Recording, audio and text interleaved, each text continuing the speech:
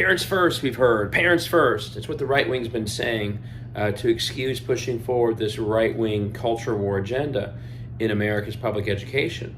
But we're also seeing in Ohio an interesting case study of what happens when the parents actually weigh in, the voters weigh in, and they actually don't agree with that agenda and they want something different. All of a sudden, what the parents and voters want doesn't matter anymore to the politicians.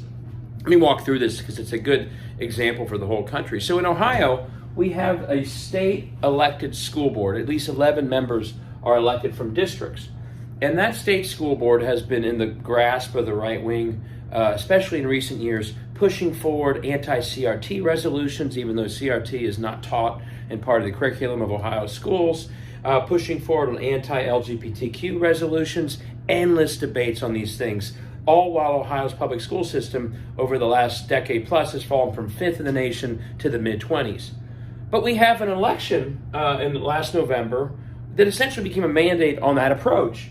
We had Democratic endorsed candidates in a number of our districts, our 11 districts, that said enough of the right-wing nonsense, enough of the culture war agenda at the school board, let's actually invest in public education again. 2 of these 3 candidates were actually former teachers. And guess what? The parents did speak, and the voters did speak, and they elected these 3.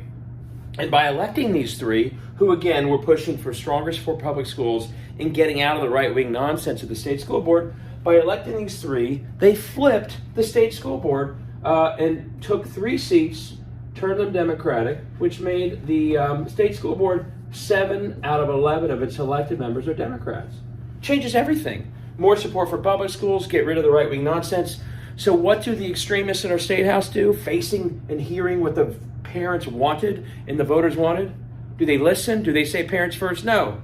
They are immediately working right now to strip the powers from the state school board and give it to Ohio's governor, who didn't campaign at all on education in the fall.